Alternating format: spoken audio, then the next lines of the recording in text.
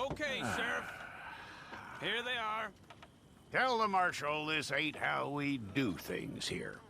But I'll oblige him this once. All right.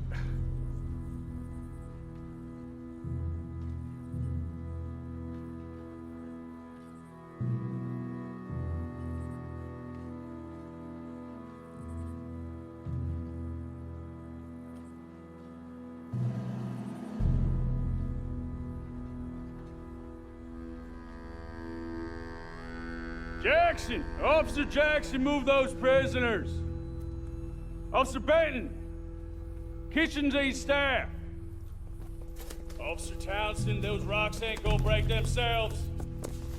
What are you standing there for? Get moving! What are you looking at?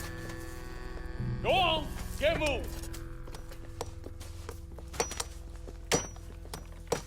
You with the hammer? And you'll do. We need to perform a work detail out in Valentine. Come on, get in. Open the gate. Come on, Milliken.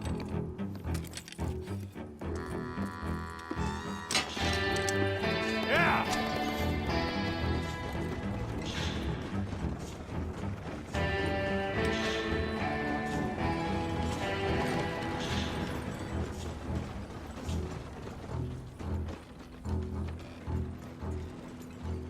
I tell you what, old Jameson is a wretched, sour old bastard, and no mistake. You lot stay calm in there. You aren't saying nothing. Well, you are now. Shut up. You know, my wife has acquired ideas significantly above her station. She's been reading too many goddamn books. Personally, I'm against education. Of women, I mean. And men, I guess. Unnecessary. Doesn't add much to the world. Education.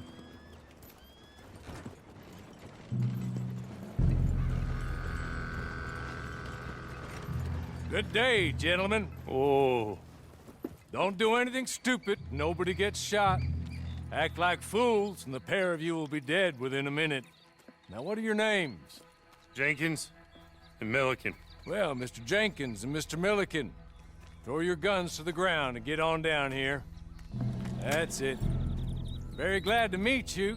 It's not worth being rash. You boys get paid a salary. You get that salary whether these people escape or not. Your wives presumably want you alive. Let them out. Now, please. Okay. You all run away. Aside from you. Try to stay out of trouble. This is a stroke of good fortune for all of you. Use it. Now, Mr. Jenkins and Mr. Milliken, be so kind as to quickly run away before somebody gets shot entirely unnecessarily. Go on, don't look back. Mr. Wendt, I believe it was $50 we agreed on. It was. Here's 50 each. Each? Yes. Now get out of here, both of you. My employer and I appreciate your professionalism. All we did was stand there and look tough. And you did it fantastically well. Good day, gentlemen. Now, sir, how about you pick up these guns and we move out? My mistress is waiting for us.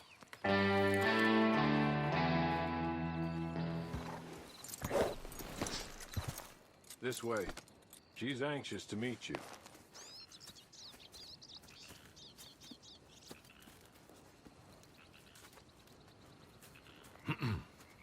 Madam, we're back. Hello. Jessica Leclerc, how do you do? What did you tell him? Nothing, as we discussed. Thank you, Hawley. I do hope we haven't inconvenienced you dreadfully. But seeing as you were due to be hanged in a week, I'm sure you don't object too strongly. I know you're innocent. Well, not perhaps exactly innocent, but not guilty of what you were accused. I know you and those who were with you that died were little more than patsies, and that you were set up by one of 3 men or a woman, possibly by all of them. I can't be sure, but that is all I know so far. And one of these people also made Mrs. Leclerc a widow. And I will avenge my husband's death, so help me God. but I will not avenge it upon them who did not cause it, or caused it unwittingly. Anyway, I'm sure this is all a touch confusing and melodramatic. Where are my manners? Hawley, please show our guests to their tent and give them some fresh clothes to put on. Very good, madam. Then serve us both a little refreshment. Certainly, madam. This way. You'll find a change of clothes in there, alongside a few other items you might need, a lasso, a knife, and a lantern, I believe.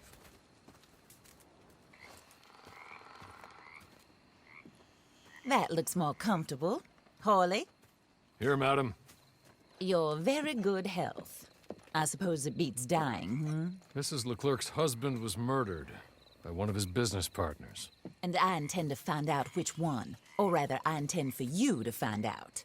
And kill them. You're the only person I could possibly trust to do whatever it takes.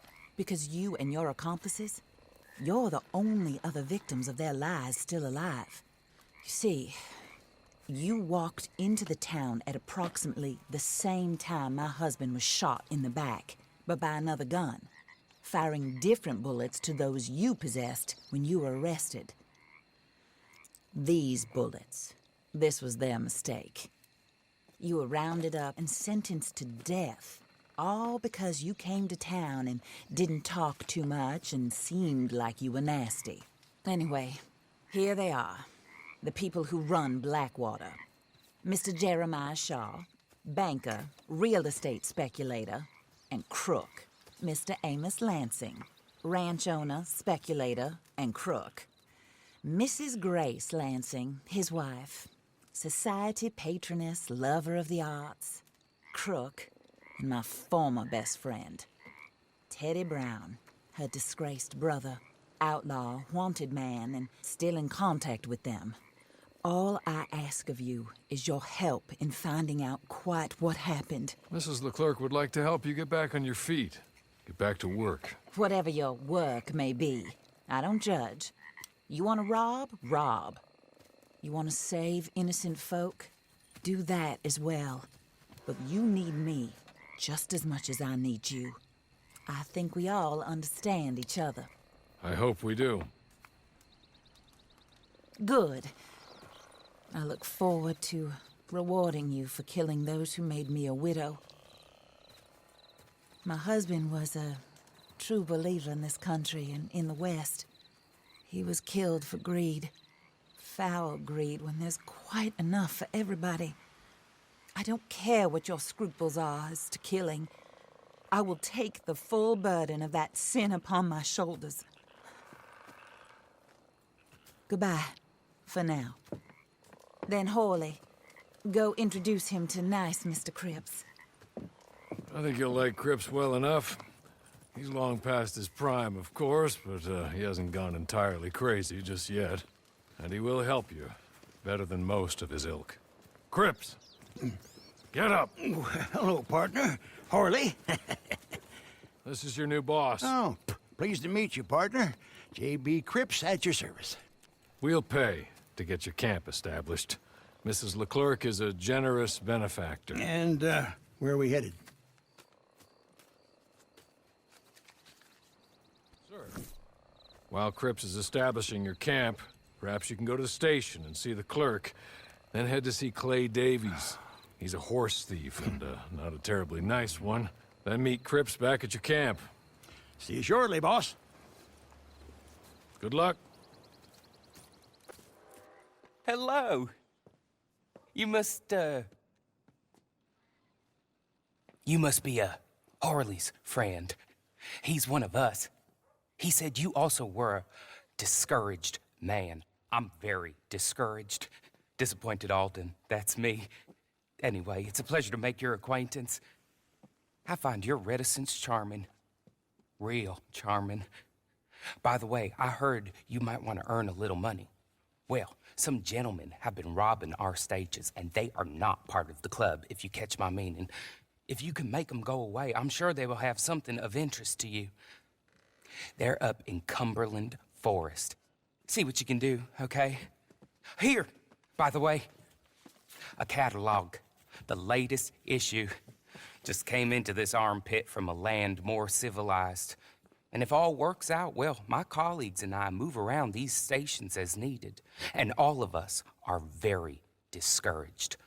We will all help a fellow sufferer with pertinent information. Good afternoon, sir. I win again. Did Horley send you, Pop? I'm Clay Davies. This is my brother, Clive. He don't talk. Maybe you two will get along better. Maybe not. Listen, I heard you wanted to earn some money. So, there's a gang of ne'er-do-wells. They are a bunch of degenerates, not good people. They're out near Cumberland Falls with a bunch of horses they stole off of me. Well, that's a lie, but they stole them off the fella I was gonna steal them off of. Maybe you could get them for me. You think you could do that for me, Pop? Oh, look. Here are your friends. Well, good. Meet me at the stable at Valentine once you have the horse flesh, and I'll pay you good. Oh, and Pop, Horley wanted me to remind you, any decent work you can find, take it. But just try to stay out of trouble. Oh, and once you give me those horses, well, after that, we'll talk again. Oh, I do so enjoy these conversations. I'm used to them on account of my brother. Let's go, Clive.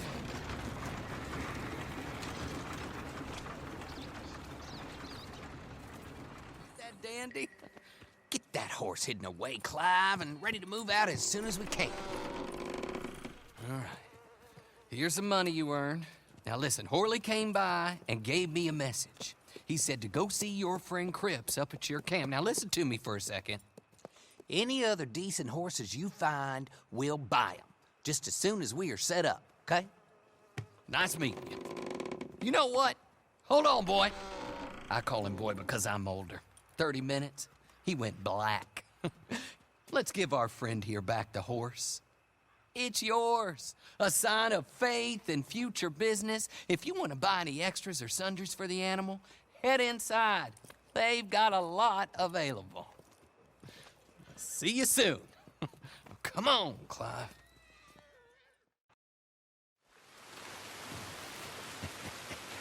How do you get on with Clay Davies?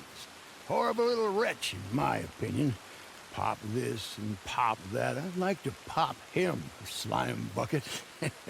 Anyway, I've got everything set up. Well, what we have so far, place is pretty nice. I think you did a good job for you. I'll earn my keep. When you get too old to fight, what choice have you got? It's either work or beg, and I'd rather work. Oh, I saw Horley. Now, he wants you to come down and meet him in Blackwater when you get a chance. I think he might have some work for you. Oh, and while you're out on your travels, you may see some folk with employment opportunities. Good folk, bad folk, looking for a tough guy with a gun to help them. Up to you if you listen to him, I guess. You know, I used to like that kind of stuff. One time, I almost helped a clown steal an elephant. But that's a very silly story. Welcome home. Make yourself at home. It is your home.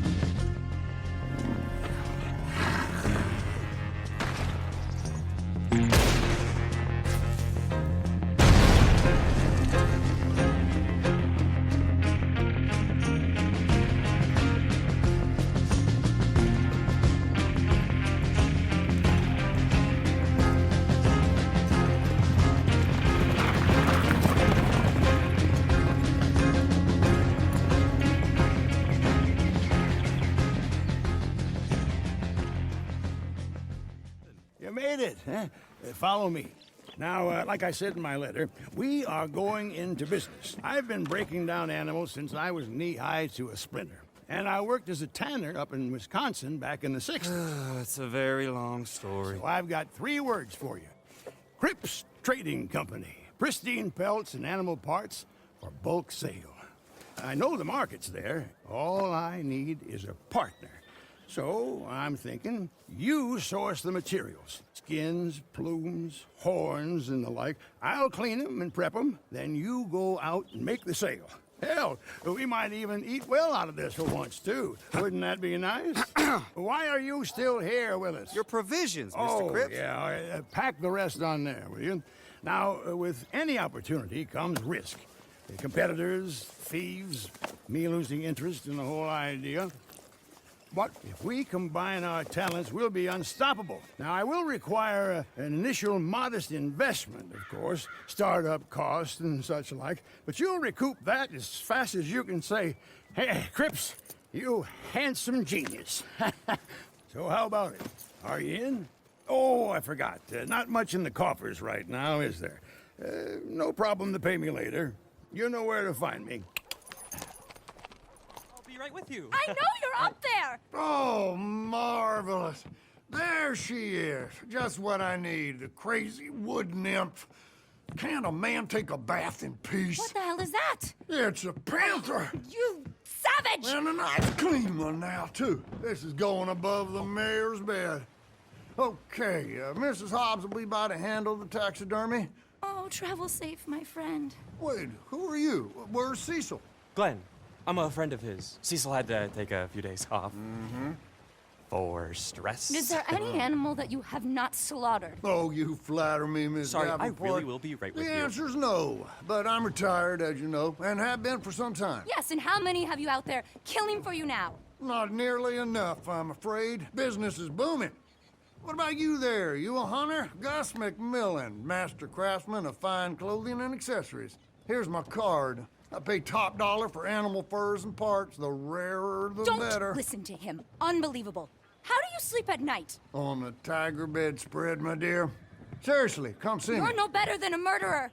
And one day, you'll be seen as such. Whoa. Would you mind taking us outside? I don't want any Shut trouble. up, Glenn! Listen, soon as a squirrel finds a cure for tuberculosis, let's talk. If intelligence is the barometer of who has the right to live or die, you should have been court-martialed at birth! Annoying, isn't she? See him? The only thing he had on his mind was hunger, sweetheart, but I pulled the trigger. Survival of the fittest, isn't that your mentor's trite catchphrase? It's not survival of the fittest. You are killing to line your own pockets. This is how I make my living. We don't all have a rich daddy. While you're camped out in the woods, making witches' brews and talking to the wildlife, the rest of us are doing some real work. You think this is some big joke? Oh, That's what enough! the hell is that? Crazy shrew. They should throw you in an asylum. Oh, that's it! I quit! You can tell the mayor I've gone home. Oh, sorry about that awful man. Harriet Davenport. I've been in the field now for 3 years, studying the hidden interconnections between animals of all species. I've seen everything. Joy, disgust, regrets, envy. We're so much more alike than we are different. I'm on the brink of discovering the pathways that link all life. I just need more research material. I have in here detailed notes on pretty much every animal from armadillo to Annisburg, including the locations of some truly impressive varieties. I would be willing to sell this to you if you will commit to bringing me anatomical samples from live species and promise not to carry out any more animal side in pursuit of Gus McMillan's greed. I'll pay you, of course. I promise I'm good for the money. You don't have to decide right now, just think about it. We've been brought together for a reason. I feel that very strongly. I've been experimenting with tonics that can provide access to remarkable new pathways of communication with other species. You have to live as they do, eat as they eat, hop as the toad, dig as the mole, love as the badger. If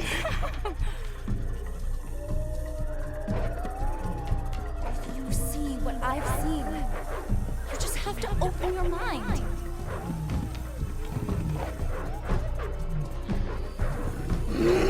Join me on a voyage of discovery.